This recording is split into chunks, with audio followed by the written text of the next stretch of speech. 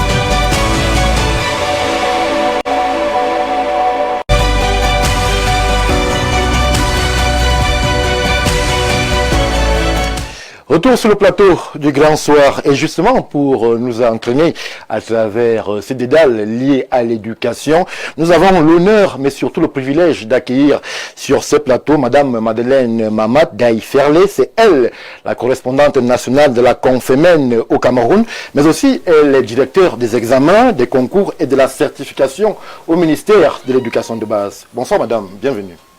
Bonsoir. Vous allez bien? Très bien. Je vous remercie de m'avoir invité à cette émission. Le ministère de l'Éducation de base est très honoré d'être invité à cette émission. Merci à vous, chère madame, pour la présence. Nous parlerons de ce grand événement qui va interpeller le Cameroun dans quelques jours et qui mettra en avant l'expertise camerounaise. Oui, le Cameroun reçoit du 27 avril au 1er mai, la 61e conférence ministérielle de la Confémen. La Confémen, c'est la conférence des ministres de l'éducation des États et gouvernements de la francophonie, qui a été créée depuis 1960 et est composée de 44 États. Donc, après chaque 2 ans, un pays reçoit cette conférence ministérielle. Le Cameroun va recevoir la 61e conférence ministérielle et nous sommes très honorés de recevoir cette grande conférence internationale. Merci pour cette mise en bouche, chère madame. C'est un événement sur lequel nous allons nous appesantir en long et en large. Durant ces 1h52 de direct sur Info TV. Vous l'aurez compris, c'est un grand soir particulier puisque, justement, je l'ai dit, l'expertise, mais surtout le savoir camerounais en termes d'éducation de base seront à l'honneur. Et pour nous accompagner aussi, nous avons quel privilège, quel honneur d'avoir des enseignants, un enseignant sur le plateau, monsieur Patrick Assiga. Il est parmi nous, nous lui disons bonsoir et bienvenue. Bonsoir Stéphane, bonsoir à tous mes codistants de ce soir. C'est un privilège, c'est un plaisir. D'ailleurs, pour une thématique aussi sensible ce soir, oui, de faire partie de ceux-là qui vont avoir un mot à dire dessus. Ce n'est pas toujours chaque jour qu'on a cette occasion, surtout lorsque la sensibilité avec laquelle cette thématique-là évoque et que l'occasion s'y prête en ce qui concerne... C'est la question d'un domaine que vous connaissez particulièrement. Tout à fait. Donc, c'est un plaisir pour moi de prendre part et vous remercier pour l'invitation. Mes salutations distinguées à l'équipe technique qui nous accompagne, sans toutefois oublier l'équipe managériale d'Info TV et nous, millions de téléspectateurs. Merci à vous, Monsieur Assiga, pour la présence. Autre acteur sur ce plateau, le docteur Jean-Moïse Mbok nous accompagne, lui, en tant qu'observateur, en tant qu'acteur, mais surtout en tant que stratège, pour évoquer justement ces questions d'éducation. Bonsoir, docteur. Bonsoir Stéphane, bonsoir Madame le directeur et bienvenue dans la maison qui est la vôtre. Merci. Et nous savons que nous allons apprendre beaucoup de votre présence et de vos différentes communications que vous allez faire aujourd'hui. Stéphane, une fois de plus, ce plateau vient rappeler que le Cameroun rentre de plein pied dans la mondialisation. Oui. Et je vous le dis tout le temps, que ce soit le discours du pape, que ce soit les élections l'élection présidentielle. La dernière fois qui a été fortement courue, il y avait au fond cet esprit d'amener le Cameroun à la dynamique dans laquelle on se retrouve aujourd'hui. Ce n'est pas la première conférence qui met le Cameroun dans le monde en lumière, mais celle-ci est dans un segment... Il y a quelques jours, il y avait l'OMC, voilà. Maintenant c'est la Confémène. Voilà. Donc, une fois de plus, le Cameroun est interpellé dans sa dynamique intérieure avec pour incidence une forte représentation à l'extérieur. Tout à fait. C'est l'occasion de créer ici une mobilisation interne, mobilisation dans la suggestion, mobilisation dans la concertation, mobilisation dans l'échange, mais aussi mobilisation dans la transparence. Parce que les réformes que nous appelons, voilà une occasion de rappeler que les réformes, ce n'est pas que pour l'intérieur, mais c'est aussi pour notre rayonnement à l'extérieur. Vivement donc que cette conférence au Cameroun se passe bien, elle va se passer bien. Vivement que tout ce qui doit venir vienne. Ils seront là, les 44 pays. Voilà, mais surtout, nous venons ce soir donner comme ça toute la chaleur du Cameroun au ministère qui va accueillir cette conférence et leur dire, vous nous représentez, donnez le meilleur de vous-même. Merci Jean-Moïse Mbok. On va évoquer l'événement en lui-même dans une poussière de minutes. Le temps pour nous, chers téléspectateurs du Grand Soir de Djiramo. Monsieur Assiga, je commence par vous sur Jacques Biti-Biessam. Je l'ai dit, c'était l'ancien Minpostel, ancien Mincom, ancien ambassadeur du Cameroun en Israël qui est décédé. Évocation, monsieur Assiga. Oui, il faut le dire. C'est toujours le Cameroun qui perd un de ses fils. Et lorsque cela arrive, on se doit de s'incliner et de dire les condoléances les plus attristées à la famille, à sa famille nucléaire, à tout le gouvernement et aux Camerounais tout entier. On peut retenir de ce haut commis de l'État plusieurs choses quand même de son passage au Minpostel, où nous l'avons vu au niveau... de l'initiative du déploiement de la fibre optique. Il était déjà là. On l'a vu vraiment se battre pour que, même comme on n'est pas encore arrivé à l'aboutissement de cette mise en place de la fibre optique, mais on l'a vu, il est parmi les initiateurs de cette fibre optique. Vous vous souvenez également que depuis un certain temps, on parle des postes qui sont devenus des services en ligne. Des e-postes, on parle désormais des e-postes au Cameroun. Il faut le dire, c'est M. Biessam qui était également à la manœuvre lorsqu'il fallait moderniser le service postal au Cameroun. Il y a plusieurs choses comme ça, des télécentres qu'on vit aujourd'hui au Cameroun. Il les a également initiés. On peut en citer comme ça plusieurs quand même de son passage au Minpostel pour dire que le Cameroun a souvent eu des commis de l'État, des très hauts commis de l'État qui... on n'a pas toujours l'habitude de le dire assez, mais qui font un travail quand même de fourmi pour pouvoir rehausser l'image du Cameroun. C'est pourquoi aujourd'hui, il est parti. Nous ne pouvons dire que la terre de nos ancêtres lui soit légère. Merci pour l'évocation, monsieur Assiga. Madeleine Daïferlé, autre haut commis de l'État qui s'en va malheureusement hors de nos frontières.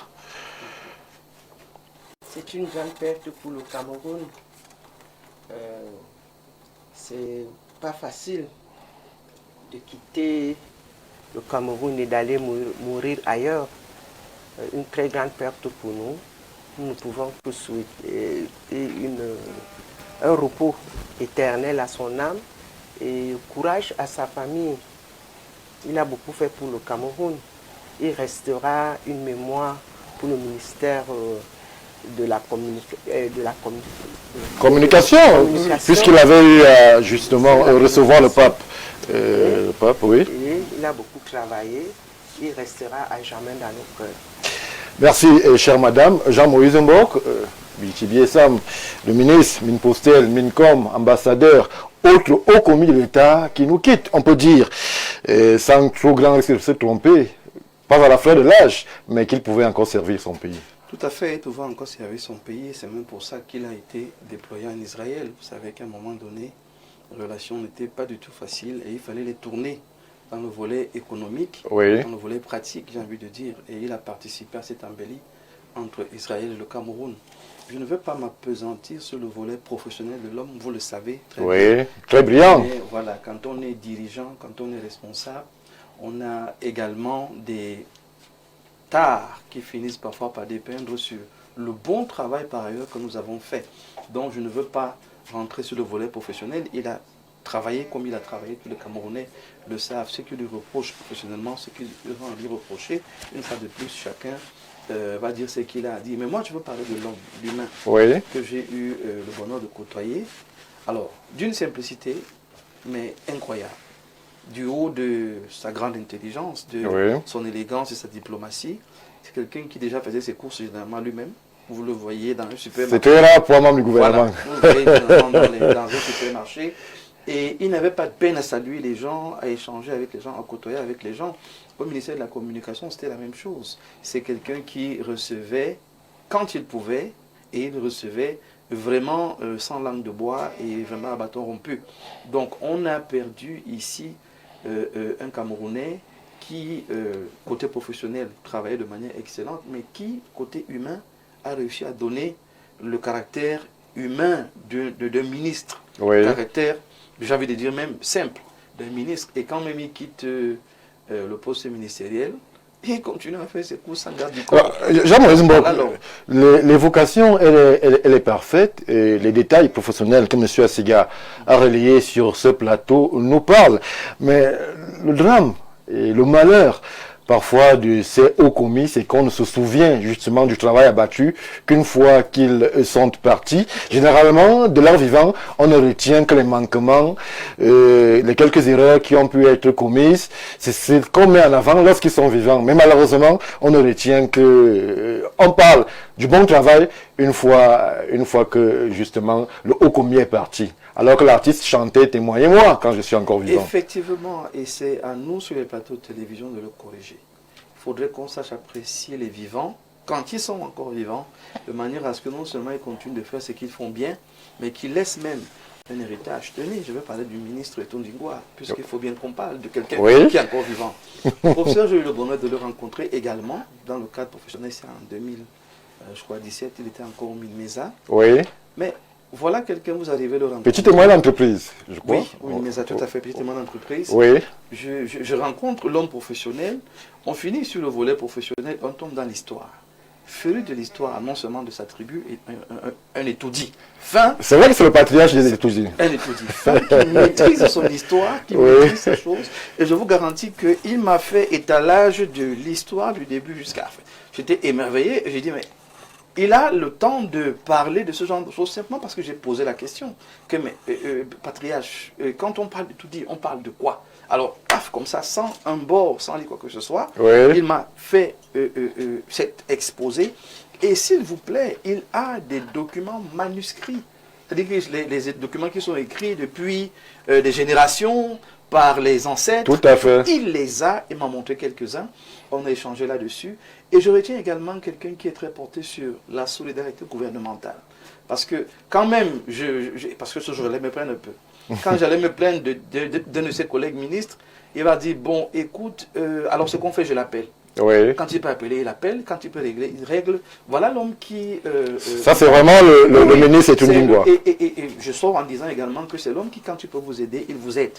Quand il ne peut pas, il ne tourne pas. Il vous dit que là, non, non, là, je ne peux pas t'aider. Un point, c'est tout. Vous voyez les gens comme ça qu'il faut célébrer de leur vivant parce que, pour ma part, il est à sa place. Oui. Le ministère de l'Éducation de base, quand même, est monté en puissance dans son rayonnement, Tout à fait. dans son dialogue social et même dans la qualité Il ne se passe d'ailleurs pas de jour, c'est le journaliste qui parle, Voilà. Jean-Moïse Mbok, sans qu'on ne soit convié à un événement qui met en scène le ministère de l'Éducation de base. Et ce qui m'interpelle, vous connaissez mon inclinaison et mon affection pour tout ce qui est diplomatique et relations internationales, sans qu'on ne soit convié à justement une cérémonie où le ministre justement est comme un brand ambassadeur de l'image du Cameroun, porteur et promoteur d'une image magnifique justement du Cameroun avec les organisations internationales.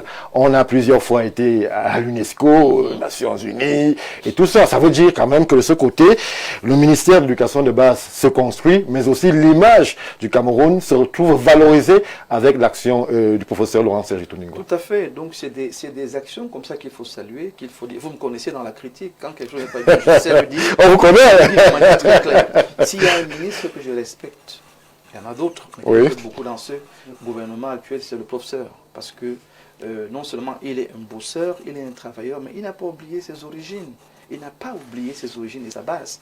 Il reste donc ce patriarche qui sait quand même encadrer également ses populations, mais aussi la jeunesse qui tourne, qui gravite autour de lui.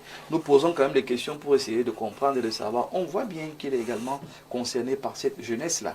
Donc, pour faire le parallèle entre le ministre qui est parti et celui qui est encore en poste, Oui. c'est qu'il y a beaucoup de choses qu'on peut dire sur les vivants, mais il faudrait que nous, sur les plateaux de télévision, qu'on soit honnêtes, qu'on ne rentre pas dans la démagogie, parce que parfois, on tombe dans la démagogie, on fabrique des témoignages sur les gens. Moi, je parle de quelqu'un que j'ai pratiqué, que j'ai vécu, que je pu côtoyer à un moment donné. Oui. Et je peux vous garantir que c'est quelqu'un qui est fortement humain, qui est un excellent dirigeant, et madame ne peut pas me démentir, qui est quelqu'un qui est très porté sur la République, parce que je vous ai dit, on ne sabote pas un ministre devant lui.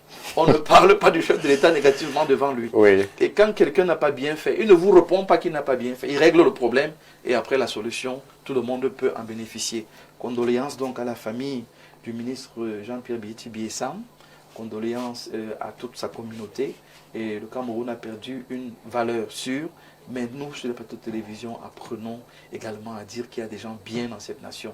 Ce n'est pas un pandémonium, il y a des gens bien dans ce pays. Il y a des gens qu'il faut saluer et nous saluons le ministre de l'Éducation de base. Merci Jean-Moïse Mbok pour ce témoignage des vivants. C'est très rare sous nos latitudes que l'on puisse reconnaître les actes forts d'un ministre en fonction.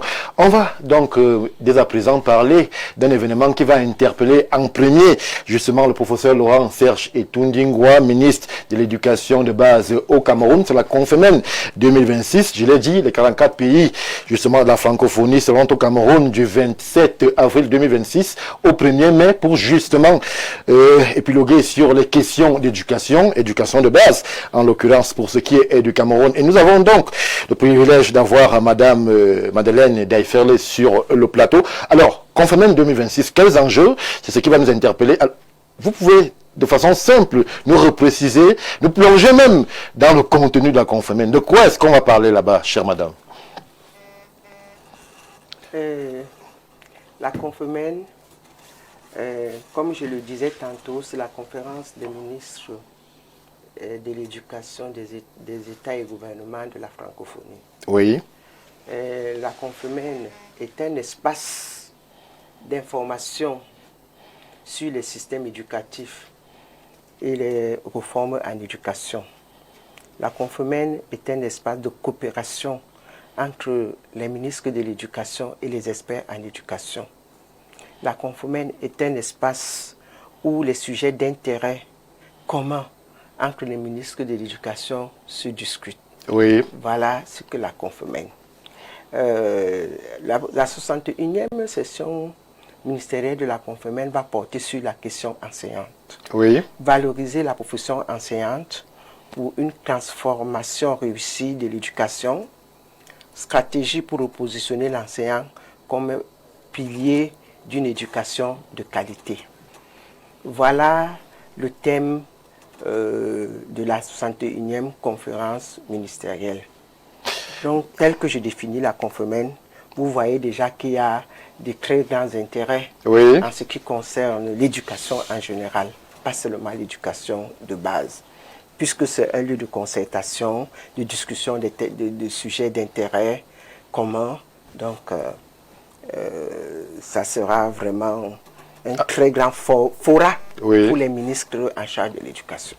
La première question, c'est qui pourrait arriver à nos esprits, nous au Cameroun, c'est comment est-ce qu'on parvient à mettre ensemble les problématiques inhérentes à l'éducation lorsqu'on est au Cameroun et lorsque dans la francophonie, on est face au Canada, lorsqu'on est face à la France. Est-ce que les spécificités françaises, canadiennes, ivoiriennes se retrouvent au Cameroun? Comment est-ce qu'on fait le distinguo pour que chacun des 44 pays puisse tirer le meilleur de ces 5 jours de réflexion intercamerounaise?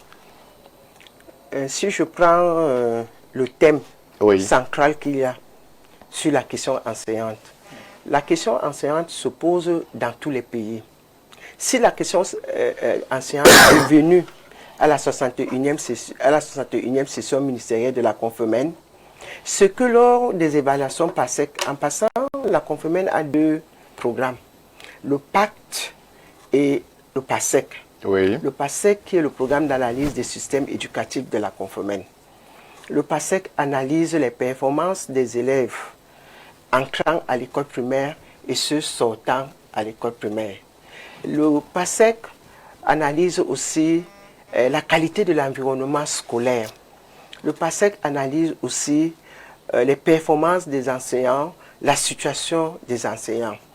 Lors du PASEC 2019, il y a eu la question enseignante qui s'est posée. La question enseignante s'est vraiment posée lors de l'évaluation PASEC 2019.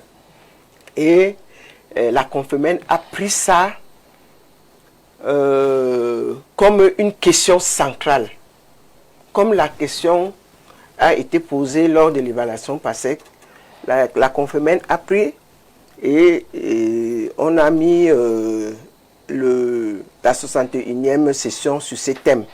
Parce qu'il fallait en discuter avec tous les pays, tous les 44 pays. Et tous les 44 pays ont des problèmes. Il y a les problèmes de la formation continue pour les enseignants. Il y a le problème de la formation initiale.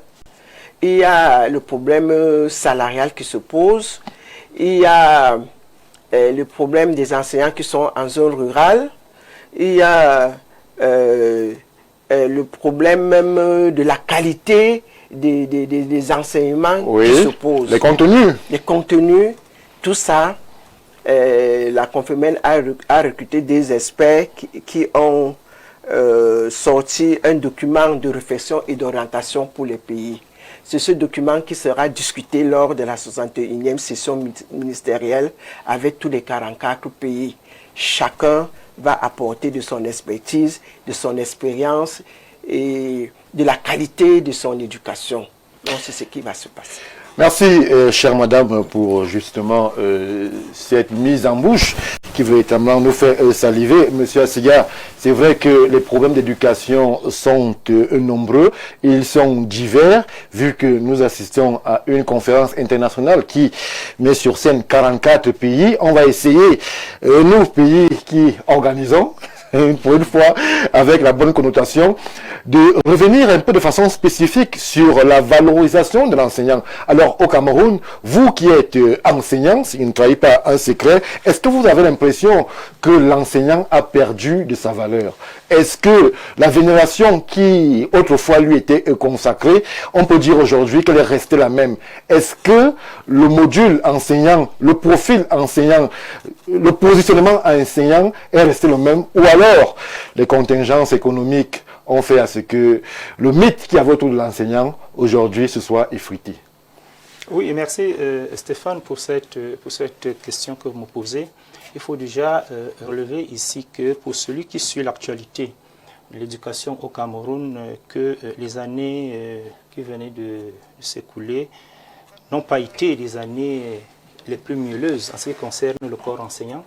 Nous avons vu des corporations enseignantes qui se sont exprimées, que ce soit au secondaire, au supérieur et même au primaire, pour répondre à votre question, c'est une preuve qu'il y a une grogne quand même au niveau du corps enseignant. Il y a une grogne? Oui, il y a une grogne au niveau du corps enseignant et il y a eu des grèves pour tout simplement faire comprendre que les corporations qui manifestent, c'est parce qu'il y a un malaise, c'est parce qu'il n'y a pas un bien-être en ce qui concerne la gestion du corps enseignant au Cameroun, pour ne parler que du Cameroun. Alors, à partir de cet instant, le gouvernement du Cameroun a bel et bien eu à faire des propositions. Question de trouver des solutions aux problèmes que posaient des enseignants.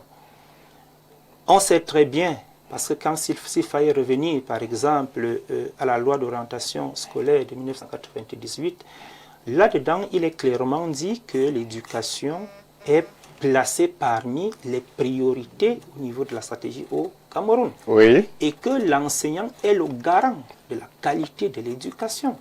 À partir de cet instant, qui de mieux encore pour poser les problèmes des enseignants au Cameroun, à part les enseignants eux-mêmes? C'est d'ailleurs la raison pour laquelle les enseignants sont toujours portés vers ceux-là, à ces gouvernants, ceux-là qui nous dirigent, pour poser les problèmes, et les problèmes sont structurés. Premièrement, dans la gestion salariale, dans la gestion financière. Et là, il s'est posé un problème, celui du financement de l'éducation au Cameroun. Parce qu'à un moment donné, lorsque certaines personnes voient les enseignants sortir ou bien se plaindre, c'est qu'il y a un souci. On pourrait s'interroger sur justement ces questions financières, puisque les enseignants ne sont pas les plus mal lotis de la fonction publique au Cameroun en termes d'indice salarial. Oui, le problème, il faudrait qu'on revienne un peu, qu'on essaye de cerner un certain nombre de choses. Vous parlez d'indice salarial. Oui. Vous savez que l'indice salarial n'est pas évalué de la même façon selon les corps de métier. Donc, il y a beaucoup de problèmes qui sont posés comme ça. Vous pouvez être à indice 1000, alors qu'en réalité, la valeur de l'indice ne vaut pas vraiment grand-chose. Là, ce n'est pas le problème. Les problèmes qui sont posés, c'est au niveau, lorsque l'enseignant se retrouve dans des situations où il ne peut plus subvenir à ses besoins. Parce que quoi? Il a des arriérés de salaire. Ces arriérés de salaire sont posés pour nos jeunes collègues qui sortaient des écoles, oui, et qui n'ont pas, c'est-à-dire le traitement salarial ne suit pas. Et qu'ils sont affectés dans des zones où ils ne peuvent pas parvenir à donner le meilleur d'eux-mêmes parce qu'effectivement cela ne suivait pas. Heureusement, il faut le dire et il faut féliciter le gouvernement de ce côté, les mesures sont en train d'être prises afin de pouvoir régler cela au fur et à mesure. Ces problèmes-là étaient posés. Mais maintenant, d'autres problèmes qui étaient posés étaient le problème des contenus des enseignements. Lorsque nous posions ces problèmes-là, c'est parce qu'à un moment donné, une certaine évaluation aurait voulu qu'on essaie de regarder, est-ce que, après un certain nombre de... Rappelons-le, les états généraux des enseignements, la dernière fois que cela a eu lieu au Cameroun, c'était en 1996. S'il faille regarder de 1996 jusqu'à aujourd'hui, quels sont les produits qui ont été formés? Est-ce qu'il n'y a pas moyen de réviser? Est-ce que je vous ai rappelé les prérogatives qui reviennent à l'enseignant dans le cadre de la loi d'orientation scolaire, qui nous permettent d'adresser effectivement ces problèmes à l'endroit du gouvernement? Parce que certains se posaient certainement la question que, en quelle qualité posez-vous ce genre de problème? C'est pourquoi j'ai fait d'évoquer la loi d'orientation scolaire de 1998 qui nous donnait effectivement ces prérogatives. Donc, à partir de cet instant, il est tout simplement question ici, parce que quand on essaie de rentrer dans le fond, on se rend très bien compte que le problème fondamental est celui du financement de l'éducation au Cameroun. Et c'est d'ailleurs la raison pour laquelle, quand on essaie de regarder, on se rend très bien compte que selon les niveaux d'enseignement au Cameroun, il y a des secteurs qui sont sous-financés par rapport à d'autres. On en reparle, M. Assiga, dans un moment, le temps de prendre l'avis du docteur Jean Wiesembok sur la question. C'est vrai que La Confémen qui nous rassemble ici aujourd'hui est un événement qui va véritablement mettre, et une fois de plus, mettre le Cameroun à l'épreuve de l'organisation. Je parle là des contraintes logistiques, puisque la francophonie, c'est 44 pays qui répondront présents à l'appel du ministre de l'Éducation de base et même à l'appel du chef d'État camerounais, puisque la Confémen 2026 bénéficie du très haut parrainage du président de la République, Paul Biya. Défi logistique, défi diplomatique, avant même maintenant d'interpeller justement les contenus en termes d'éducation, la condition même de l'enseignant et même de l'enseignement, mais aussi puisque le thème met en emphase la valorisation du statut de l'enseignant. Est-ce qu'aujourd'hui, Jean-Moïse Mbok, vous qui observez la société, vous pensez que les enseignants qui quittent le Cameroun, qui vont au Canada, qui vont en France, ou alors est-ce que l'enseignant aujourd'hui peut encore se bomber le torse comme il y a 30 ans et dire je suis vraiment le numéro 1 de la fonction publique? La question est véritablement compliquée. Ça fait rire. On traite des questions internationales. Tout à fait. C'est pas là qu'on vient de traiter la question de l'enseignant dans son statut, dans son quotidien. C'est pendant les états généraux. Et dans ces états généraux, il y a des éléments à prendre en compte. À côté du dialogue, il y a la réalité que la majorité des enseignants aujourd'hui sont des jeunes. Il faut intégrer la jeunesse et avoir une approche consultative, intégrante et non rébarbative. Donc, je fais allusion ici à certains collègues de Madame le directeur qui sont complètement inaccessibles. Ce qui fait que le jeune encadreur qui vient avec toute la fougue, toute la joie, d'être soit intégré, soit en train d'être intégré, se trouve refoulé, traité un peu comme quelqu'un qui n'est pas à sa place, ça choque. Il faudrait que notre gouvernance intègre le volet de la jeunesse. Le deuxième pan qu'il faut prendre rapidement, on va en partant des états généraux, c'est la décentralisation. Il faudrait que nos camarades, nos jeunes frères qui sont affectés dans l'arrière-pays trouvent un certain cadre quand même. Et là encore, docteur Jean-Moïse Mbok, il faudrait féliciter le professeur Laurent Serge Etundjingwa, puisque pour être très proche des CVUC et des communes, c'est l'un des ministères, pour ne pas dire le premier, en termes de transfert de compétences et de ressources. Oui. À ce niveau encore, quand même, il faut dire bravo au professeur Laurent Serge Etundjingwa. Bon, je lui ai beaucoup dit bravo. Je souhaite simplement que M. le ministre puisse aller plus loin dans cette démarche, de manière à ce qu'avec justement les CTD, qu'il y ait une collaboration qui crée un cadre de logistique, je vais appeler ça comme ça, pour les jeunes enseignants qui vont dans l'arrière-pays. Il faudrait qu'on crée je ne sais pas moi, des chambres, un peu comme des chambres universitaires, des appartements, des logements, peut-être portés par la mairie, peut-être portés par la commune, qui facilitent l'intégration de ces enseignants-là. C'est possible dans une fusion où ça devient en fait un contrat entre le ministère et les CVUC ou les CTD, qui permettent l'intégration facile de ces jeunesses à ce niveau-là. Je parle de la santé parce que c'est aussi important. Il faudrait que l'accompagnement soit vraiment intégral. Logement, santé et les autres facilités qu'on peut avoir en tant qu'enseignant. Parce que même dans l'arrière-pays, on a besoin d'Internet, Stéphane. Donc, il ne faudrait pas que ceux qui vont enseigner en Galmendouga ou à Bourma Kakchemois se trouvent coupés de la réalité. Il faudrait que l'harmonisation reste quand même quelque chose de national et non coupé d'un côté ou d'un autre. Donc, dans cette dynamique, on va prendre les griefs des enseignants. Vous allez voir que si c'est consulté de manière posée, de manière humaine, beaucoup ont raison dans ces revendications. De l'autre côté, est-ce que l'État a les moyens pour pouvoir accompagner ces revendications? C'est là l'autre problème. Et c'est pour ça que je parle de dialogue franc. Parce que dans le dialogue franc, le ministre pourra vous dire, voilà jusqu'où on peut aller cette année. Donnez-nous 2 ans, donnez-nous 3 ans pour qu'on aille davantage. Mais quand il y a un dialogue d'accord parti, ça fait que les enseignants ne se plaignent pas de manière lésée. Et docteur, si vous permettez, vous pouvez comprendre que pour le peu de temps que nous avons eu à côtoyer ces gens, on a compris un certain nombre de choses. Je n'avais jamais su que, par exemple, le Minbase était sous-financé à ce niveau en ce qui concerne le budget de l'État, par exemple. Parce qu'il y a un manque de communication. Nous passons donc le temps à nous plaindre, étant au quartier. Alors, lorsqu'on n'est pas au courant d'un certain nombre de choses, on se met à dire ce qui n'est pas effectivement normal. Donc, vous allez clore votre propos. Pour sortir, j'insiste sur l'accent sur le dialogue social. C'est très important. Et le ministre le professeur a cette capacité naturelle de dialoguer, d'échanger, encore qu'il est majesté, donc avec ses communes, il a l'habitude de le faire.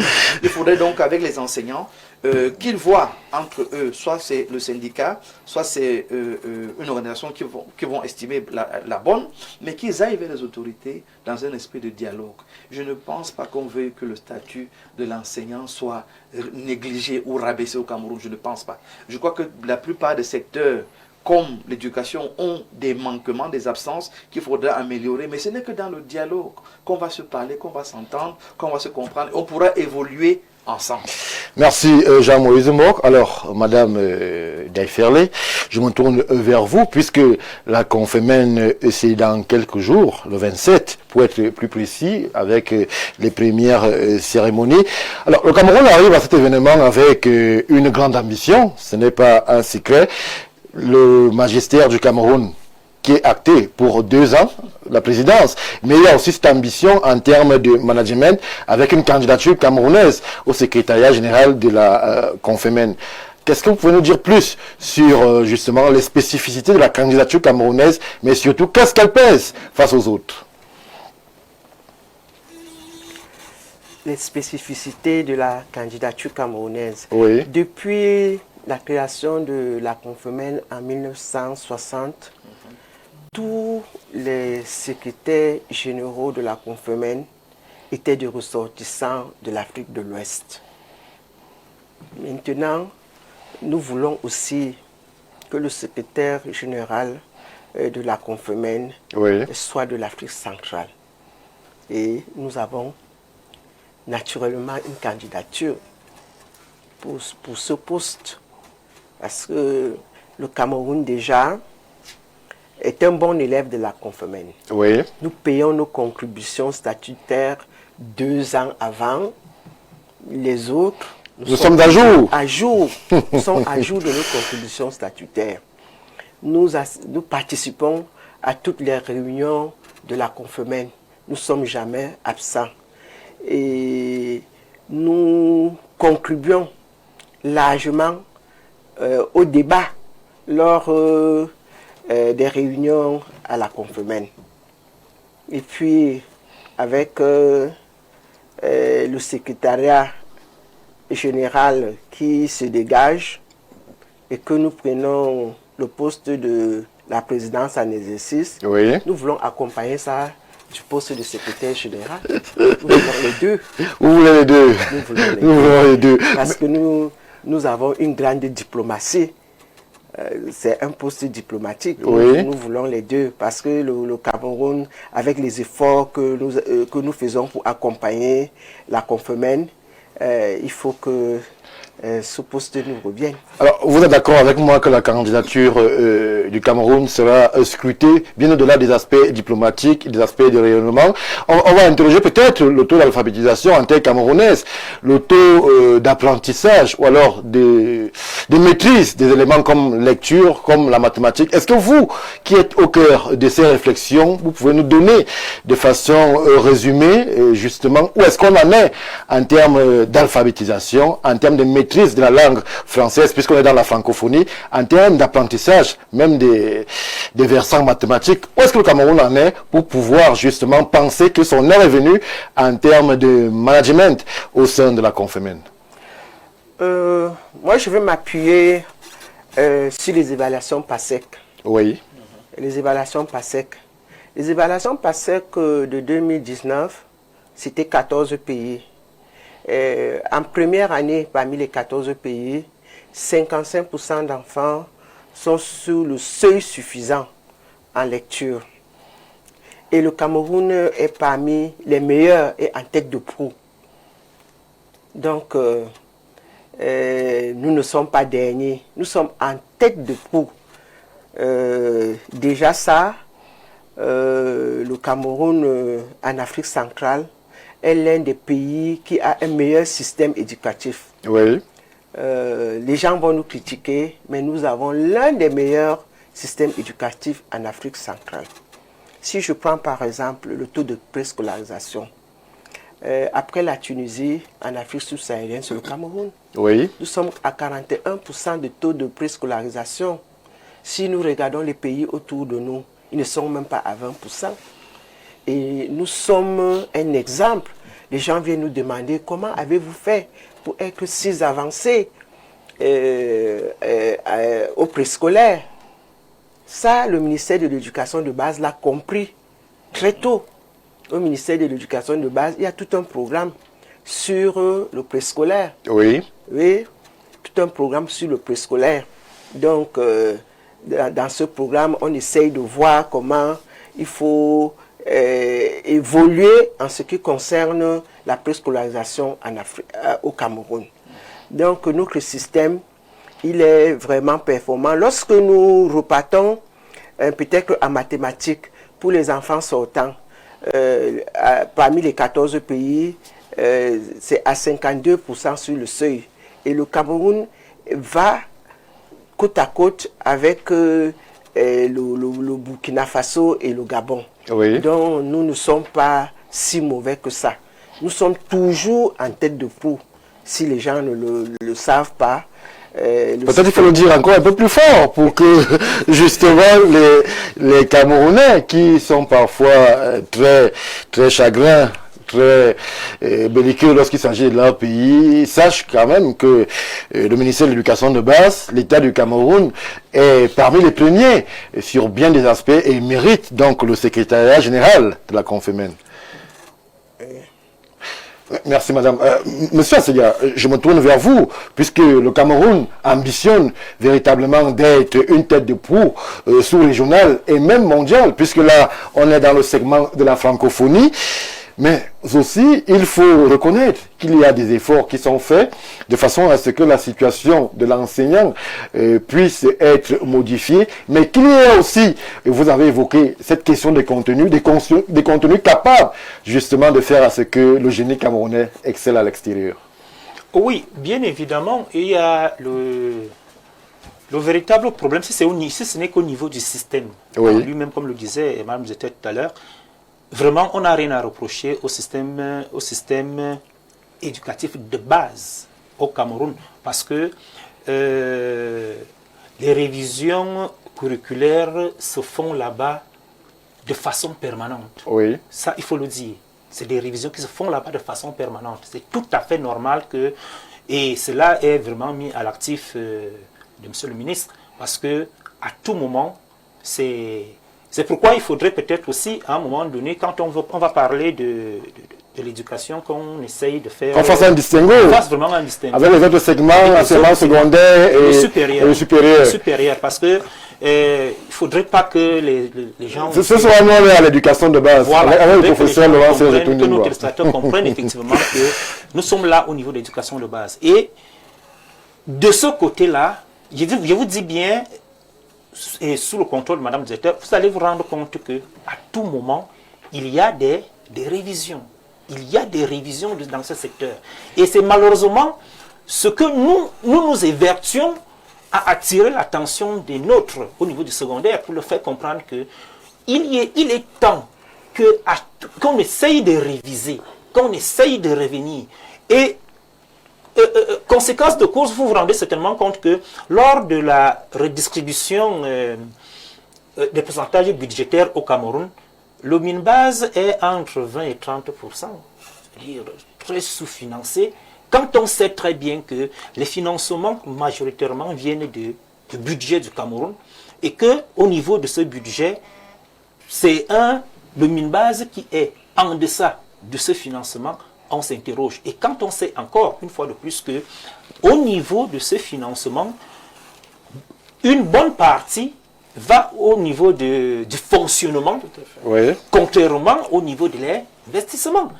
Et ça pose un problème, parce que nous avons un système éducatif qui voudrait que nous investissions encore et encore. Le docteur Mbok parlait tout à l'heure des maisons d'astreinte qu'on pourrait mettre sur pied pour réceptionner effectivement les nouveaux enseignants qui arrivent dans des établissements.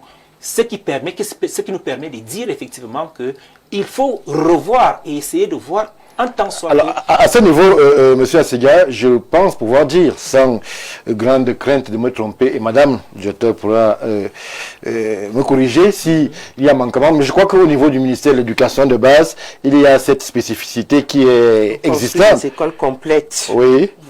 Avec logement d'astreinte. Okay. Alors, jusqu'à dans l'arrière-pays. Jusqu'à dans l'arrière-pays. Le ministère de l'Éducation de base a décidé construire des écoles complètes. Et dans les années à venir, nous voulons que dans chaque école primaire, on doit mettre une école maternelle. Vous voyez, là, c'est pour que l'école maternelle en zone rurale qui est rare doit être... doit plus augmenter le taux de préscolarisation, puisque les évaluations passées ont démontré que les enfants qui passent par l'école maternelle ont des belles performances au primaire. Oui. Donc, le ministère de l'Éducation de base veut construire une classe maternelle dans chaque école primaire en zone rurale, sans compter que le format de construction des écoles maintenant deviendra des écoles complètes avec logement d'astreinte. Alors, à ce niveau, M. Assega mettait en lumière la carence financière qui est la vôtre. On pourrait s'interroger où est-ce que, justement, le ministère trouve ces ressources pour, justement, en termes d'innovation, adosser, justement, ces écoles primaires à des maternelles avec logement d'astreinte pour les enseignants, les instituteurs, les maîtresses qui, justement, dispensent le savoir. Nous avons des partenaires financiers, oui, tels que la Banque islamique qui nous aide, mais pour la plupart c'est dans le budget de l'État. Donc on ne peut pas construire un très grand nombre d'écoles, mais on fait avec le peu que nous avons. On va tout doucement, tout doucement. Merci madame. Alors, monsieur Assega, du côté de l'éducation de base, on va doucement, doucement avec justement la matérialisation sur le terrain. Mais sur d'autres portefeuilles, on peine véritablement à voir clair dans l'ambition en termes d'éducation. Oui, justement, parce qu'il faut le dire, la norme au niveau de l'UNESCO prévoit que le financement au niveau du budget du PIB soit de 20%. Or, au Cameroun, nous sommes à presque 14 voire 15% de ce financement. Donc, nous pouvons, parlant de cela, demander effectivement au gouvernement d'essayer de voir s'ils peuvent rehausser la cagnotte. Oui. Rehausser la cagnotte dans ce sens-là et renforcer une fois de plus les coopérations avec les organisations.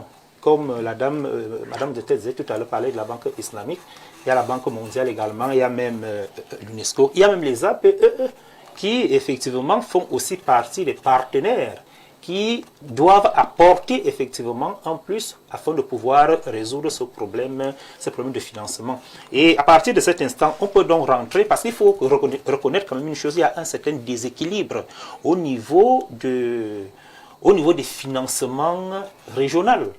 Je veux dire quoi? Une école qui obtient des financements au niveau de Yaoundé, par exemple, au niveau de l'arrière-pays, ce n'est pas forcément la même chose. C'est difficile. Il y a une certaine inégalité au niveau de cette C'est vrai que cette coopération se matérialise avec parfois beaucoup de succès. Je ne vais pas prêcher très loin de ma chapelle. Chez moi, en Goulmakon, on a une très belle école japonaise. Une preuve de la coopération avec justement l'État du Japon qui a fait ce don. Mais cela ne peut pas être multiplié à l'infini pour couvrir l'ensemble de la République. Oui, c'est l'occasion effectivement d'apprécier effectivement. Nous tous on a vu les dons japonais, c'était le nom qu'on a donné à ces écoles. Les dons japonais qu'on a reçus dans ce cadre-là.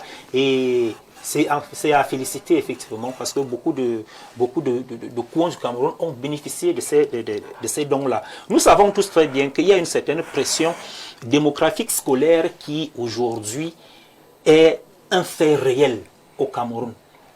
Ce n'est plus comme dans les années 1900 où on avait une démographie scolaire franchement réduite. Aujourd'hui, nous avons une démographie scolaire élevée, extrêmement élevée. Et à partir de cet instant, au fur et à mesure que les années évoluent, il faudrait également que les réflexions aillent dans le sens de satisfaire, effectivement, d'être en adéquation avec ce boom démographique scolaire que nous vivons aujourd'hui. Et il y a un problème, un autre véritable problème au niveau de ces financements. C'est aussi le retard avec lequel, comment on appelle ça là, les paquets minimums arrivent le plus souvent dans des établissements. C'est-à-dire qu'on n'arrive pas à comprendre comment ces fonds de roulement, on lance une année scolaire en septembre, il n'y a pas de fonds de roulement, mais c'est pratiquement au deuxième trimestre que la dotation arrive. Que la dotation arrive. On s'interroge. C'est autant de problèmes qu'il faut parfois peut-être résoudre et voir dans quelle mesure ne plus soumettre le pauvre directeur d'école à faire les mains, les pieds pour pouvoir faire fonctionner son établissement, tout simplement parce qu'il est en train d'attendre ce paquet minimum. Merci, M. Assiga. Alors, Jean-Moïse Mbok, on évoque beaucoup la coopération au sein du ministère de l'Éducation de base. On évoque justement ces partenaires. Est-ce que ce n'est pas là-bas qu'il faudrait aller, comme le professeur Laurent Serge Tunjingwa le fait, aller vers plus de coopération avec la Banque islamique, en l'occurrence, avec cet exemple que nous avons tous vu, qui a brillé, ces écoles japonaises. Est-ce que c'est la coopération qui pourrait être un appui, pas un parent, mais un appui pour justement aller vers une éducation de qualité telle que souhaitée au Cameroun? Oui, il faudrait même d'abord que ce soit une priorité pour l'État. Il faudrait que le chef de l'État en fasse une priorité, une top priorité, parce que c'est la base. C'est-à-dire que quand j'entends ce que Madame le directeur dit, mais j'ai envie d'acclamer les deux mains. C'est-à-dire qu'une école rurale adossée au logement d'astreinte, plus des écoles maternelles, franchement, on ne rêverait pas mieux. C'est la chose qu'il faut amener. Donc, une fois qu'on a mis ça en priorité, mais les institutions internationales, les partenaires comme la Banque islamique et autres, et même le secteur privé qui opère en BOT va s'intéresser à ce genre d'investissement parce que justement ça aurait été mis en avant par l'État central, par les gouvernants. Aujourd'hui, construire des logements d'astreinte ne demande pas que ce soit absolument dans le budget de l'État que ce soit pris. Faites-vous des partenaires qui vont en faire une activité qui leur retourne. En fait, ils ont deux axes. Premier axe, ils participent au développement rural. C'est déjà une sorte de publicité pour eux. Deuxième axe, c'est une activité commerciale qui va marcher. Et ils vont se payer sur le temps. Et rassurez-vous, les Japonais sont très célèbres. Très bien. Alors, grâce aux écoles. Voilà, à ce niveau, on fait donc des coopérations projets. Parce que les dons japonais, c'est une coopération projet. On est ensemble pour. On se met ensemble pour. Ça se réalise sous le contrôle d'eux. Donc, une fois que on va dans cette dynamique-là, on rentre dans les coopérations avec des pays qui sont disposés à nous accompagner. Et c'est à ça que une conférence comme celle-là sert. La conférence 2026. Oui, il faudrait qu'on puisse, à un moment donné, poser les besoins de la République du Cameroun en disant que, regardez, nos apprenants, qu'ils soient du secondaire ou du supérieur, quand ils vont à l'étranger, ils s'intègrent facilement. Il faut le reconnaître. Partout où les Camerounais qui ont été formés ici chez nous arrivent, ils n'ont pas de peine à s'intégrer. Que ce soit dans l'Afrique, que ce soit en Amérique même, parce que nous sommes bilingues. C'est un autre facteur qu'il faut prendre en compte. Peu importe le pays où un Camerounais qui a fait les deux, vous appelez ça quoi? Deux sections. Les deux sous-systèmes. Les Camerounais qui ont fait les deux sous-systèmes s'intègrent facilement. C'est un plus, c'est un argument de poids. Non seulement pourquoi nous le secrétaire général, parce qu'on est bilingue, mais aussi la qualité des projets que nous allons présenter justifie des partenaires financiers. Nous pouvons encore négocier ce genre d'approche avec les opérateurs économiques camerounais. On a des banques qui peuvent accompagner ce genre de projet. On a des hommes d'affaires, des opérateurs économiques qui peuvent accompagner ce genre de projet. Mais il faudrait que l'État central, notamment le chef de l'État, en fasse un instrument privilégié. C'est pour ça qu'il faut déplorer et tout faire pour que des crises comme celle du Nozo s'arrêtent, parce qu'elles sont budgétivores. Voilà où l'argent va. Pourtant, quand et parfois les écoles sont attaquées, brûlées. Voilà, juste pareil est arrêté, et qu'on revienne dans une dynamique de bien expliquer que former un enfant, c'est former le futur citoyen qui va entretenir le pays, qui va le développer à l'échelle interne et externe, qui va être un représentant, un ambassadeur. Donc on ne peut pas jouer avec ces éléments de base. En Europe, ça se fait exactement comme ça, mais avec des partenaires qui accompagnent l'éducation. Ils sont connus pour ce genre d'activité. Les banques aujourd'hui, vous allez entendre qu'elles ont 3, 4, 5% de leurs bénéfices annuels adossés au social. Non, ça ne veut rien dire. Mettez ça dans les projets. Dites à ces banques, voilà à quoi vous devez servir. Même s'il faut qu'on mette leur plaque pour dire qu'on a participé à... Ouais. Vous voyez que si on prend 5 banques, on les met dans un projet sur 10 ans, au niveau de social, là, mettez ça ici.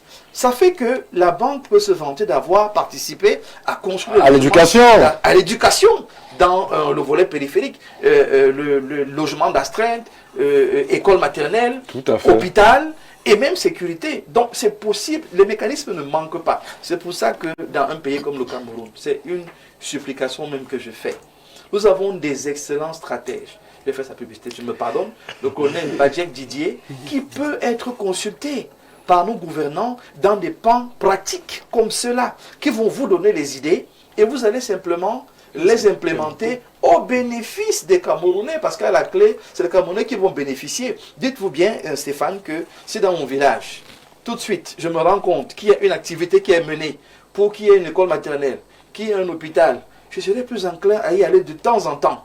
Et à côté, je vais créer une boutique. Oui. D'autres facilités vont se créer. Le développement, ce n'est pas le hasard. C'est un concours d'un ensemble d'investissements publics qui ont une incidence sur le privé. Donc, si on veut vraiment mettre sur pied notre décentralisation, l'éducation de base est un maillon fort pour qu'on atteigne cet objectif. Madame le directeur a très certainement suivi le plaidoyer. Il y a de l'expertise, Madame le directeur, pour que justement, lors des échanges, il puisse y avoir des entretiens, des réflexions avec des stratèges pour accompagner le dynamisme camerounais sur la question de l'éducation, puisqu'il sera aussi question, je l'ai dit, durant cette conférence 2026 de stratégie pour repositionner. Et là, c'est important, l'enseignant comme pilier central pour une éducation de qualité. Cela voudrait dire quoi à ce niveau? Que l'enseignant est sorti du processus d'éducation, ou alors l'enseignant tout simplement s'est perdu en chemin et qu'aujourd'hui, il y a d'autres segments de la vie qui happent l'apprenant sans que l'enseignant n'ait à y intervenir. Rien de tout cela, l'enseignant n'est pas sorti. Mais nous savons que l'éducation est dynamique. Il y a par exemple, la digitalisation des enseignements qui ancre dans le quotidien des enseignants. Il y a l'éducation inclusive. Oui. Vous voyez? Donc, quand on dit qu'il faut repositionner les enseignants parce qu'il y a l'innovation, nous sommes en train d'aller vers la transformation de l'éducation. À New York, on a parlé de la transformation de l'éducation. Nous allons transformer l'éducation. Comment? C'est avec les nouvelles... qu'est-ce que je veux bien dire? Bon, les nouvelles technologies qui arrivent. Avec ça, nous allons transformer notre système éducatif. Comme je disais, l'inclusion, les enfants qui étaient laissés pour compte. Il faut ça. Et lorsqu'on dit qu'il faut mettre l'enseignant qui doit être pilier, parce qu'il faut former l'enseignant sur les nouvelles dynamiques. Il faut former l'enseignant sur... Il n'y a pas de segment de mise à niveau. Le renforcement des capacités. Oui. Le renforcement des capacités. Et il faut, lorsqu'on dit qu'il faut mettre l'enseignant comme pilier, il faut revoir la formation initiale. Oui. Qu'est-ce que nous allons faire en formation initiale? Et maintenant, on parlait des langues nationales. Oui. Il faut aussi introduire les langues nationales dans le système éducatif. C'est ça qui est la transformation du système. On transforme le système comment? En introduisant des nouvelles dynamiques. Lorsque nous disons à l'éducation de base qu'on construit les écoles complètes, c'est toujours la transformation du système. Oui. Donc, nous allons tout doucement vers la transformation du système avec les nouvelles dynamiques. Il faut, lorsque je parle de la digitalisation des enseignements, il faut enseigner aux enseignants comment faire des scénarios, comment faire la transcription des leçons. Oui. Il faut faire le renforcement des capacités. Et maintenant, nous avons, avec la Confemel par exemple, nous avons quelque chose comme mon école, Imagine École, où nous avons mis des leçons en ligne. La Confemel a aidé le Cameroun à mettre des leçons en ligne dans l'enseignement primaire et maternel. Et au ministère de l'Éducation de base, déjà, nous avons aussi mon école en ligne, oui, où il y a des leçons en ligne, où les parents et les élèves peuvent aller s'abreuver sur cette plateforme. Donc tout ça, ça rend le ministère de l'Éducation de base dynamique et innovant. Tout ça, c'est des innovations qui vont vers la transformation de l'éducation. Lorsqu'on dit transformation, c'est pas qu'on le transforme d'un jour, mais on introduit des nouveautés. C'est ça la transformation. En fonction de nos réalités, puisque la question aurait pu être posée sur comment est-ce que vous, Madame le directeur, vous vous sentez devant vos collègues du Canada, de France, d'Algérie, de Tunisie, qui peuvent avoir de meilleures dotations, mais qui devraient aussi parler d'éducation comme vous. Est-ce que vous vous sentez diminué? Est-ce que vous leur parlez dans les yeux, connaissant les réalités qui sont les nôtres? Pas du tout. Puisque à la Confemel, j'ai dit le Cameroun est le meilleur élève. Si les autres, quand nous payons 3 ans de contribution avant eux, ça veut dire que nous ne sommes pas en arrière. Vous êtes des personnes sérieuses. Très sérieux. Voilà, quand nous payons 3 ans de contribution, je ne peux pas me sentir inférieur. Je suis même supérieur. Je dis, le Cameroun est à jour de ses contributions. Quand on commence à dire, tel pays n'a pas payé, tel pays n'a pas payé. Et le secrétaire général de la Confemel dit toujours, il faut prendre l'exemple du Cameroun. Le Cameroun est un bon élève. Oui. Le Cameroun est un bon élève. Lorsque nous faisons les évaluations, nous ne sommes pas les derniers. Nous payons nos contributions. Nous faisons tout. Pourquoi je me trouverais inférieur? Non. Non. Le Cameroun est vraiment avancé. Moi, je dis, je suis dans un pays avancé et je suis à l'aise dans mon pays. Et quand on commence à parler du Cameroun, tout le monde vient vers moi. Mais madame, vous faites comment au Cameroun? Vous faites comment au Cameroun? Vraiment, là, je ne parle même plus, je me dis, oh, le Cameroun. Oh, le Cameroun. On reste avec vous, madame le directeur, puisqu'il y a un aspect qui ne relève pas de l'anodin, mais qui vaut tout son pesant d'or, c'est l'aspect du haut patronage. Est-ce que ce haut patronage-là est une pression supplémentaire pour vous en termes de rendu? Est-ce que lorsque l'ombre majestueuse du président de la République accompagne cet événement-là, il faut véritablement faire briller et rayonner le Cameroun à l'international? Il faut faire briller et rayonner le Cameroun à l'international. Il le faut. C'est pour ça que le ministre de l'Éducation de base a pris le soin d'organiser la commission. Il y a une commission nationale d'organisation. Et lui-même, il a tenu la première réunion, oui, pour nous dire à tous les membres, parce qu'il y a les ministères sectoriels qui sont avec nous, que c'est du sérieux. On a pu voir le ministère des Relations extérieures. Voilà. Vous avez vu la réunion, oui, c'est hier ou avant-hier? Elle a eu lieu de toute façon. Avec le ministère des Relations extérieures. C'est du sérieux. Nous voulons vendre l'image du Cameroun. Nous voulons vraiment vendre l'image du Cameroun au niveau international. Et dans l'espace francophone, nous voulons être les leaders. Nous le sommes déjà, nous ne le voulons pas. Nous le sommes déjà et il faut qu'on continue à être des leaders. Pour cela, il faut que les gens qui vont venir chez nous soient bien accueillis, soient bien logés. Oui. C'est pour ça que nous avons choisi les meilleurs hôtels de la ville pour les loger. Oui. Le Mont Fébé et le Hilton. Sans publicité. C'est là où nos hôtes, sans publicité, s'il vous plaît, c'est là où nos hôtes seront logés. Oui. Donc, et surtout qu'il y a la bonne nourriture au Cameroun. Nous avons tout. Merci Madame le directeur. On vous sent enthousiaste puisque l'événement c'est dans quelques jours. Madame le directeur rassure tous les pays de la francophonie qui feront le déplacement en terre camerounaise, en l'occurrence feront le déplacement de Yaoundé, que tout est fin prêt. Nous avons au-delà de la réflexion, il y a un cadre logistique idoine qui sera mis à disposition. Les meilleurs établissements hôteliers ont été justement sélectionnés pour que ceux qui arriveront au Cameroun, monsieur Assiga, ne gardent que le meilleur de notre pays. Nous on poursuit poursuit la réflexion sur l'éducation qui devrait être le creuset de formation justement de la prochaine élite du Cameroun, avec, on rejoint à ce niveau la Confémen dans sa thématique, avec l'enseignant comme porteur, pilier de cette révolution en termes de fabrication des Camerounais et du Cameroun nouveau. Alors, qu'est-ce qu'il manque à l'éducation pour être ce creuset-là, pour que la rue, pour que justement d'autres secteurs ne captent plus les Camerounais et que ce soit véritablement l'éducation qui forme et matérialise les Camerounais de demain? Oui, Stéphane, avant de revenir sur votre question, je voudrais un peu faire un petit détour parlant de partenariat. On parlait de partenariat oui. Pour faire comprendre que quand on parle d'éducation au Cameroun, on feine de temps en temps à oublier un secteur très très important, le secteur privé, qui aujourd'hui regorge une bonne majorité de l'éducation au Cameroun. Et quand on parle de secteur privé, il y a un secteur fondamental, celui des différents patronats religieux qui œuvrent effectivement dans ce secteur d'activité qu'est l'éducation. Et donc, il est, pour ma part, de souvent les impliquer oui, dans des réflexions d'une telle envergure.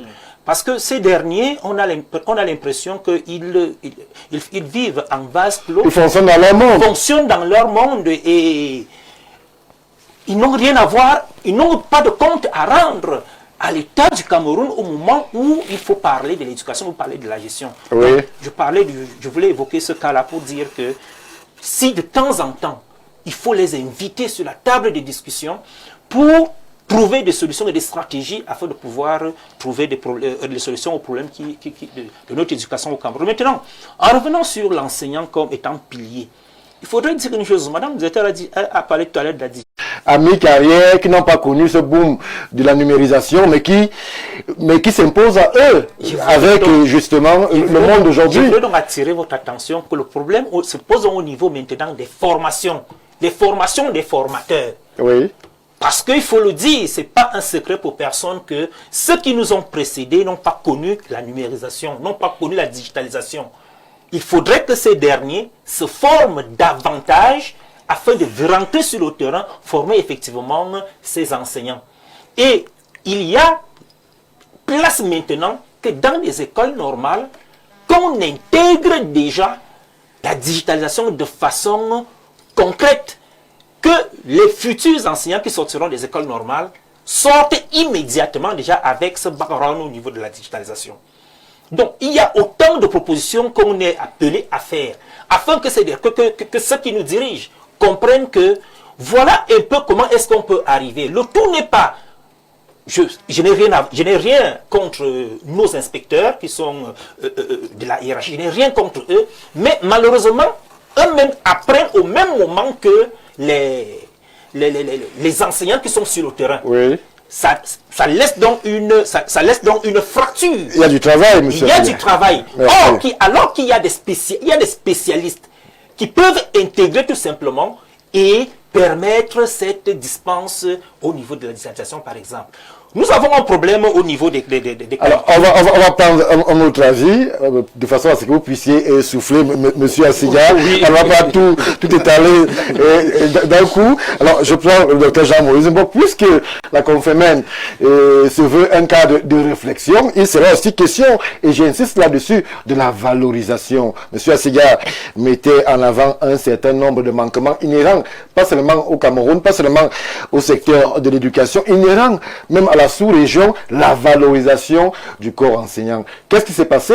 Puisque je ne cache rien, on a eu certaines conversations en off où je faisais cette remarque qui pourrait paraître aujourd'hui prétentieuse, mais la première fois que la modeste personne que je suis prend l'avion, c'est justement parce que je suis dans l'avion avec ma tante. Et c'est un témoignage que je fais pour lui rendre hommage, puisqu'elle est enseignante. Avec ma tante, elle enseignait du côté de Maroua, dans l'extrême nord. Cameroun Airlines à l'époque mettait à disposition, c'est l'État du Cameroun, des billets d'avion pour des enseignants et leur famille. On prenait l'avion, on allait à Maroua. Elle n'était, et c'est pas à tort de le dire, ou alors dédaigné de le dire, institutrice à l'époque. avant d'être directrice à Yaoundé. Aujourd'hui, la valorisation pourrait être peut-être la conséquence de cette chute de vocation que l'on perçoit à travers le désir d'être enseignant que l'on sent manquant aujourd'hui dans la nouvelle génération. Qui veut être enseignant? Qui veut marcher à pied? Qui veut tenir la clé? On a l'impression que ça n'intéresse plus personne parmi la jeunesse. Non, tout simplement parce que pour ma part, c'est un problème de vision qu'il faut traiter. Et problème de vision à quel niveau? La démographie à ce moment n'était pas ce qu'elle est aujourd'hui. Oui. C'est-à-dire qu'on n'avait pas le même nombre d'enseignants, donc les charges n'étaient pas les mêmes. On peut comprendre à cette époque, aujourd'hui c'est différent, parce qu'il y a un très grand nombre. Il y a également les écoles de proximité et on privilégie les enseignants originaires de certaines zones pour limiter les coûts. Ça veut dire qu'une institutrice ne peut plus prendre Kameko pour aller à Marois. Non, pas qu'elle ne peut pas. Il faut dire parfois simplement qu'elle ait un grade. C'est un grade. Elle était institutrice. Elle était valorisée. À cette époque, c'était normal. Lorsqu'on arrivait, c'est le commandant qui venait, c'est le sous-préfet qui venait. Elle n'était qu'institutrice, Jean-Maurice Mbow. Je vais vous rappeler que c'est le même Cameroun et ça n'a pas changé. Donc c'est la même richesse, c'est la même ressource, simplement que la démographie a explosé. C'est un volet qu'il faut... C'est pas une question de redistribution, de priorité. La démographie a d'abord évolué. Oui. Maintenant, la priorité, je suis d'accord avec vous, il faut en faire une priorité. Mais de l'autre côté, moi je parlais de vision tout à l'heure en insistant sur un volet qu'on ne voit pas toujours. C'est-à-dire qu'au Cameroun, on a cette volonté, cette capacité de produire de la ressource enseignante. Oui. Mais imaginez si on rentre dans une vision de la distribuer à l'échelle sous-régionale et même internationale. Qu'est-ce que je veux dire? À la Confumène, par exemple, on sait qu'il y a des zones qui ont des manquements. Il y a des zones qui ont des absences. Mais le trop plein qu'on a au Cameroun, qu'on négocie avec eux, qu'on envoie nos enseignants là-bas, oui, qu'ils les prennent ça peut être une idée. Si, c'est une idée. Donc, la vision crée l'occasion, crée l'opportunité. Et donc, il y a des déserts scolaires en France, voilà, au Canada, dans d'autres pays où justement on peut organiser cette immigration-là. Ceux qui sont pas encore intégrés peuvent donc aller dans ces pays de façon officielle. Les deux volets, il y a ceux qui sont en cours d'intégration et d'autres qui ont déjà plafonné. Vous avez des inspecteurs hors hiérarchie, c'est-à-dire qu'ils ont déjà fini toutes les classes, mais qu'ils aillent donner ce service ailleurs. Donc, si on fait de la main-d'œuvre enseignante un produit diplomatique, oui, un produit d'échange avec nos partenaires internationaux, où il y a des manquements, vous voyez que le Cameroun se positionne, et là, je donne juste des grains à moudre pour le secrétariat général que nous voulons qu'il vienne au Cameroun. Là, le Cameroun se positionne également comme une solution aux problèmes qui se poseraient dans les autres pays. Croyez-moi, si on produit une immigration voulue, choisie, décidée, les Camerounais ne vont pas souffrir où ils vont. Ils seront respectés, considérés, pris en charge parce que ce n'est pas voie diplomatique qu'ils y vont. Oui. Donc voilà un volet qu'il faudra qu'on traite et je crois que la Confumène peut aider à ressortir les statistiques qui permettraient de savoir avec quel pays on peut aller pour négocier ce genre de prestations. C'est un volet qui est très important. Il faudrait qu'on le gère. Donc aujourd'hui, il n'est pas question de ne plus vouloir être enseignant. Il est question d'opportunités. Et les opportunités, parfois, c'est les gouvernants qui les créent, oui, par leur capacité à ouvrir des portes à l'international. Vous avez posé une question tout à l'heure sur l'euro-patronage. Dans une autre vie, je suis commissaire des foires et salons, donc je comprends très bien ce langage. Oui, bien sûr. Voilà. Quand on dit haut patronage, on parle en fait d'implication directe de la présidence de la République, notamment le cabinet civil, qui va s'impliquer. Et dites-vous bien que à la faveur de l'OMC, de cette organisation-là, tout a été pratiquement préparé. De manière à ce que, sur le plan du protocole, et c'est là que le MINREX entre en ligne de compte, parce que s'il y a un volet où il faut saluer la solidarité gouvernementale, c'est bien pendant les événements internationaux. Quand un événement comme celui-là arrive, le cabinet civil est impliqué, le MINREX d'office par le protocole, sorti des lyriques, est impliqué, la sécurité, police, gendarmerie, militaire, ils sont impliqués, le ministère des Transports est impliqué, on va citer encore qui juste le MINREX, la santé, oui, la primature elle-même, le tourisme et le tourisme. Donc vous voyez que cette solidarité se met tout de suite en place. Mais moi j'ai envie de saluer un autre acteur qui n'est pas toujours cité mais qui est excellent, c'est le citoyen camerounais. Les Yaoundéens sont prêts à parfois faire des sacrifices. À faire des sacrifices.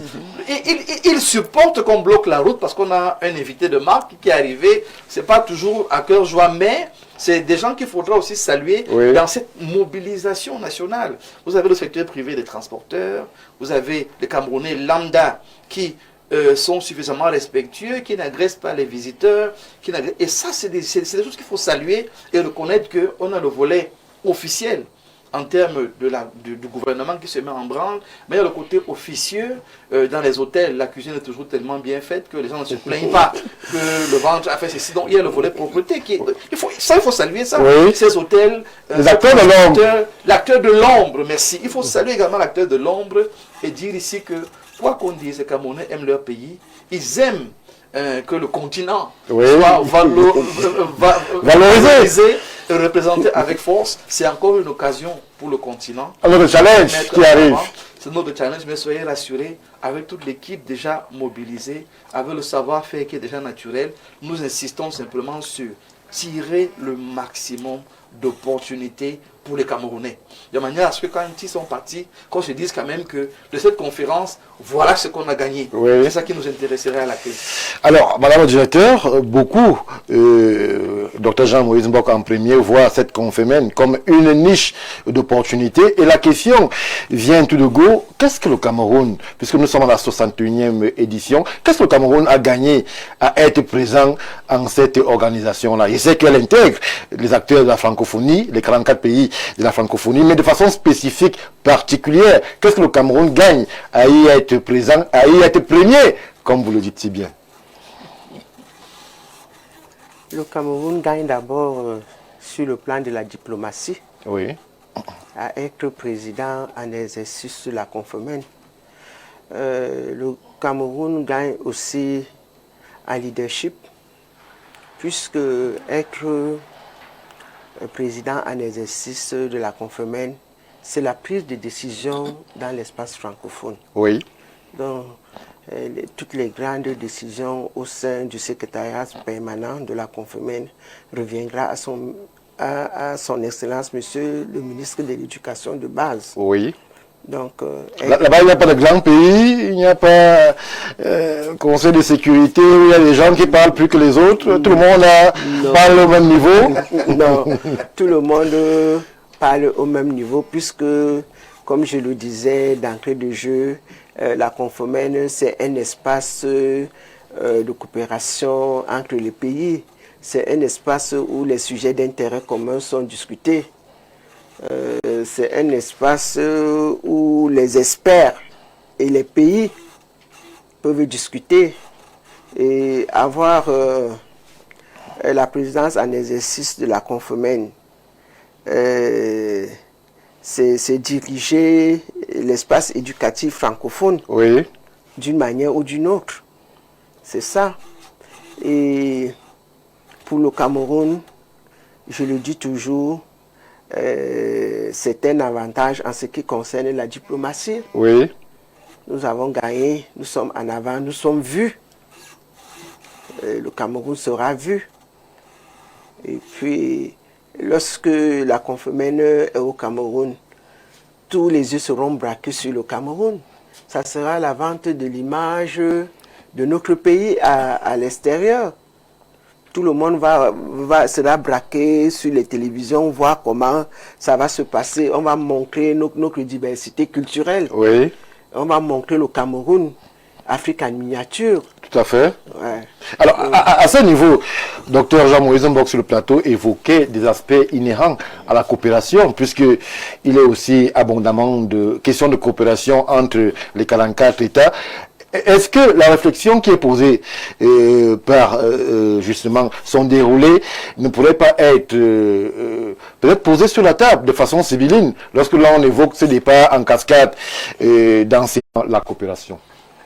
Oui, Stéphane, il y a une petite difficulté au niveau des réalités socio-culturelles qui entourent les pays, les 44 pays. Oui. Parce qu'il faut le dire ici, parmi les 44 pays, nous avons les pays d'Afrique centrale qui partagent les réalités sociologiques les pays de l'Afrique de l'Ouest, Oui. les pays de l'Afrique de l'Est, même certains. Les réalités ne sont pas les mêmes. Les réalités ne sont pas les mêmes. Il y a des pays qui parlent français, anglais, comme le Canada et le Cameroun. Effectivement. Donc là, il y a quand même une certaine difficulté, mais sauf que c'est la francophonie qui vient effectivement permettre et faire en sorte que ces pays-là puissent s'asseoir autour d'une table et essayer de travailler en symbiose en ce qui concerne l'éducation en Afrique. À partir de cet instant, le souhait serait effectivement qu'il y ait une sorte d'harmonisation des programmes entre les 44 pays de la francophonie. C'est-à-dire que s'il y a possibilité que les programmes d'enseignement puissent s'harmoniser et que nous tous puissions être au même niveau, on peut se dire que... Est-ce que c'est possible? Si. Une harmonisation pareille. Lorsque, par exemple, on met en avant des aspects liés à la société. Il y a le programme Apprendre, Oui. qui fait partie de la dynamique de cette convention, qui harmonise justement les curricula des différents pays. Ça existe. Allez-y, monsieur On Asiga. l'a fait dernièrement. Voilà. Donc, pour dire que... Compétences communes.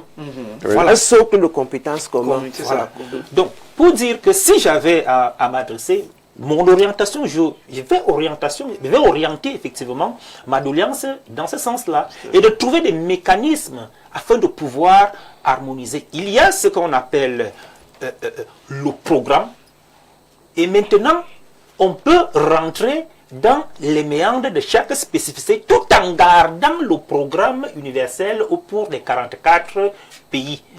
Ce qui va permettre non seulement de valoriser une fois de plus la francophonie, parce qu'il faut se dire, c'est une coopération que nous devons féliciter ici, Oui. du fait qu'ils se soucient au moins de nous rassembler et de nous réunir. Parce qu'en réalité, parlant de l'Afrique, l'Union, c'est le travail que l'Union africaine devrait même faire au niveau volet éducation. C'est le travail que l'Union africaine devrait faire. Mais curieusement, je ne sais pas si ce volet-là existe, le docteur Mbom me dira certainement quelque chose là-dessus, mais la francophonie se permet quand même de réunir, de rassembler après chaque 2 ans ces derniers, les 44 pays, afin non seulement d'évaluer le système éducatif, mais aussi de valoriser davantage et d'en faire d'autres propositions. Donc c'est la raison pour laquelle je dis félicitations à la francophonie pour cette initiative. Et quant au Cameroun, il est temps que le Cameroun profite et essaye de capitaliser le meilleur de ces pays. Nous savons tous qu'il y a des pays au sein de la francophonie. Qu'est-ce qu'on fait à ce niveau, monsieur Asiga? On fait d'abord table rase de nos réalités parfois difficiles. On essaie de présenter le meilleur, ou bien, comme il y a des partenaires, comme madame le dit, on essaye d'être sur les 2 axes, faire du lobbying pour les partenaires, essayer des démarches parallèles, tout en présentant le meilleur visage que le nôtre. Le lobbying n'est même pas mauvais. Le lobbying n'est pas mauvais dans une situation pareille. Le lobbying n'est pas mauvais. Mais il est question, tout simplement, il n'y a pas de honte à se rapprocher. Je prends un exemple. À se rapprocher par exemple du Sénégal pour essayer de nous renseigner sur la manière. Lorsqu'on s'est rendu certainement compte que si par exemple, on s'est rendu compte qu'ils ont un meilleur système et qu'il il y a des évaluations qui se font en interne. Oui. À partir de ce temps, il n'y a pas de honte à se rapprocher du Sénégal pour essayer de capitaliser davantage comment est-ce qu'ils sont en train de gérer un certain nombre de choses. Nous avons vu au niveau du secondaire, par exemple, le système des gouvernants au niveau du secondaire se rapprocher du Maroc, par exemple, pour un certain nombre de choses. Même les communes se sont rapprochées de l'expérience chérifienne. Effectivement. Donc, je crois que cette rencontre est aussi l'occasion de ce partage d'expériences entre les ministres et tous ceux qui seront autour de cette table. Ils doivent se partager ces expériences-là. Madame Zetel le disait tout à l'heure, que beaucoup leur demandaient, vous faites même comment? Oui. C'est aussi l'occasion qu'on ne peut pas dire que... De vendre l'expertise camerounaise. De vendre l'expertise camerounaise et que le Cameroun aussi se rapproche. Il ne faudrait pas que ce soit se gargarise. Que tout est... Nous sommes les meilleurs, on n'a plus rien à apprendre. Non. Il est aussi question de se rapprocher. Parce qu'il y a forcément au Burkina Faso, certainement, des endroits, des aspects qui sont à apprendre aussi qu'on se rapproche effectivement ces derniers, même pas séance tenante, mais qu'on crée une certaine collaboration afin de commettre une équipe de ce côté et aller apprendre et revenir et investir au Cameroun. Et à partir de cet instant, nous ne pouvons pas que cela ne devrait pas rester uniquement dans le cadre du secteur de l'éducation où cela concerne uniquement le ministre professeur Laurent Serge Itundingwa. Non. Nous voulons l'implication de l'État du Cameroun. Oui, ce que vous dites est important, monsieur Asseya. Nous voulons du professeur qui se débrouille. Oui, il faudrait qu'il y ait cette solidarité gouvernementale. Je parle de l'accompagner. C'est justement les déficits qu'on aura pu retenir au moment de cette conférence et qui vont nécessiter l'accompagnement du gouvernement afin de pouvoir les mettre en place, que l'État du Cameroun puisse les accompagner. Parce qu'il y aura forcément des choses à redire, il y aura forcément des choses à retenir. Aucune œuvre humaine n'étant parfaite. Il faudrait qu'on puisse capitaliser cela et que l'État du Cameroun puisse accompagner le professeur Laurent Serge Itundingwa à la réalisation de tous ces problèmes qui seront soulevés. Donc, pour une conférence comme celle-là, c'est le Cameroun qui gagne. Et c'est d'ailleurs normal que le très haut patronage soit effectivement à l'actif du président de la République. Qu'ils se sentent concernés, qu'ils se sentent intéressés. Il s'agit de l'éducation au Cameroun. Merci, monsieur Asseya. Jean-Moïse Mbok, même rhétorique, vous en position de stratège, consultant peut-être, expert certainement, si vous deviez prendre la parole en ces lieux, d'abord avec les représentants de l'État du Cameroun, que leur diriez-vous de façon à ce que l'image de marque, j'aime à le dire, du Cameroun soit un peu plus mise en avant et que l'on puisse capitaliser un moment particulier de la vie de la francophonie en terre camerounaise par le Cameroun? Il faut d'abord saluer le travail que l'agence universitaire de la francophonie ABA, qui est justement de réunir, de préparer les curricula, de se rassurer qu'à l'international, c'est harmonisé et il y a une évaluation qui est suivie. Donc ça, c'est quelque chose qu'il faut déjà saluer. Maintenant, au niveau du concret, sur le terrain, moi, je vais simplement rappeler que la mondialisation n'est plus une vue de l'esprit. C'est une réalité où si on ne saisit pas l'opportunité camerounaise, parce que tout à l'heure, Chassiga parlait du Sénégal. Généralement, en Afrique de l'Ouest, ils ont mis beaucoup d'accent sur les grandes écoles et les écoles sur la santé en majorité. Donc au Sénégal, vous avez de très bonnes écoles pour les dentistes, pour les ophtalmologues. Vous avez la plupart de ceux qui exercent ici ont été formés là-bas. Parce qu'en Afrique de l'Ouest, Sénégal, Ghana notamment, ils ont mis beaucoup d'accent et d'investissement. C'est des universités, mais à perte de vue, et des laboratoires bien fournis. Parce que là, l'accent a été mis.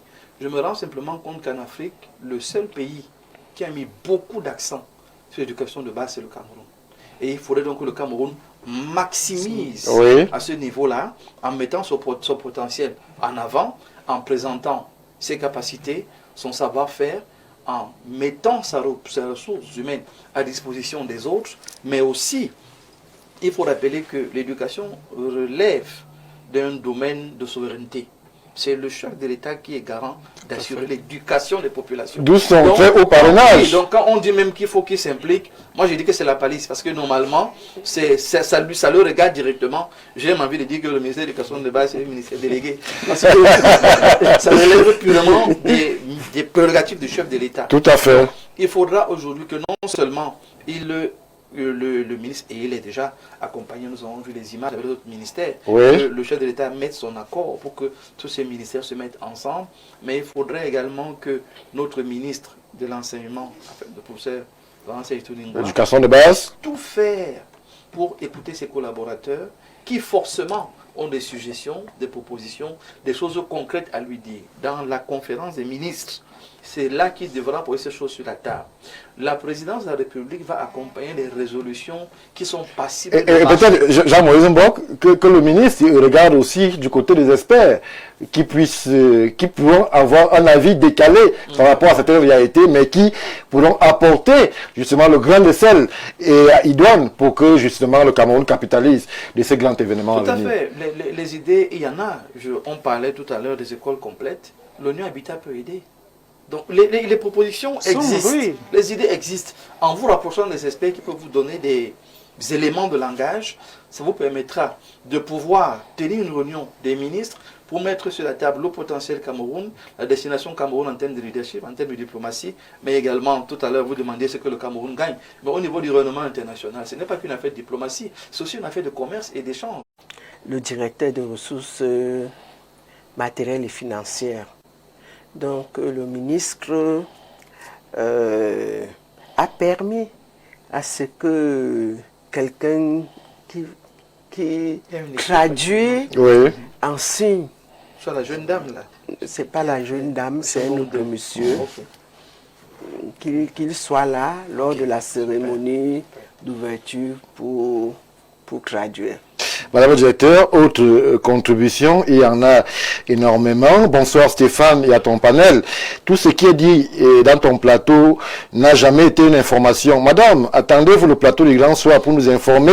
Vous faites un si gros travail qui mérite les encouragements et vous restez muette. La seule chose qu'on reproche à notre gouvernement, c'est la communication. Madame, il faut communiquer. Il faut communiquer. Communiquer sans cesse pour nous mettre au parfum de vos efforts. Vous ne travaillez pas pour vous, vous travaillez pour le Cameroun. Il finit Franck de Bokito en disant bravo à monsieur le ministre. Un chef ne s'était pas, madame, porter le plaidoyer d'une plus intense communication. Info TV, justement, accompagne à sa manière un événement de cette envergure qui met le Cameroun en scène et qui met justement le ministère de l'Éducation de base au premier plan pour justement accompagner cette soif d'émergence qui est celle du président de la République. Moi, j'ai envie de dire que le ministre, même, c'est un excellent communicateur. Voilà, nous communiquons toujours. Mais il faut faire mieux. Nous communiquons toujours.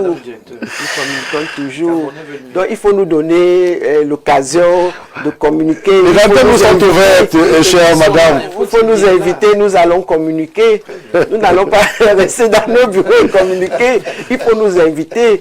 Nous allons communiquer. Vous saurez ce que le ministère de l'Éducation de base fait. Et moi, je vois les communications du ministre tout le temps. Oui. Dimanche passé, il était dimanche passé ou passé, il était à Actualité Hebdo. Tout le temps, le ministre... Le ministre aussi est attendu sur Info TV. Voilà. Vous pouvez faire ce plaidoyer. Il est attendu. Monsieur le ministre, monsieur le professeur, les Camerounais ont soif de vous écouter sur d'autres strates, sur d'autres scènes. Info TV vous appelle et vous réclame de façon à ce que l'événement que vous porterez de main de maître, nous en sommes conscients, ne passe pas inaperçu, qu'il y ait capitalisation. Madame Madeleine Mamad Daïfer, on va vous dire merci d'avoir pris de votre temps. Nous vous savons occupé, mais d'avoir répondu favorablement à la grosse invitation de l'équipe de production de l'émission Le Grand Soir. C'est moi qui vous remercie. C'est moi qui remercie Info TV de nous avoir invités. Merci beaucoup. Merci à vous, Patrick Assiga. Vous êtes de la maison. Merci pour la présence.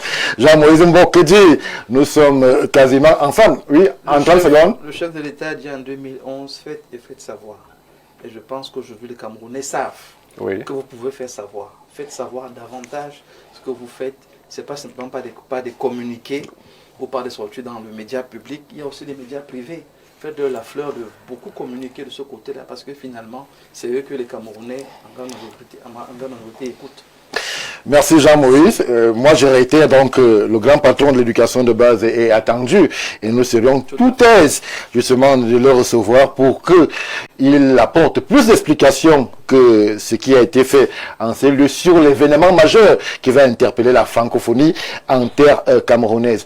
Merci à vous qui avez pris de votre temps pour regarder cette édition du Grand Soir. Vous ne bougez pas puisque les programmes d'Info TV se poursuivent dans une huitaine de minutes. On aura tout droit justement au journal en langue de Shakespeare. Mimi Chobo est là pour la quintessence de l'information qui reviendra très certainement sur toutes ces actualités qui se déroulent en terre camerounaise et même ailleurs.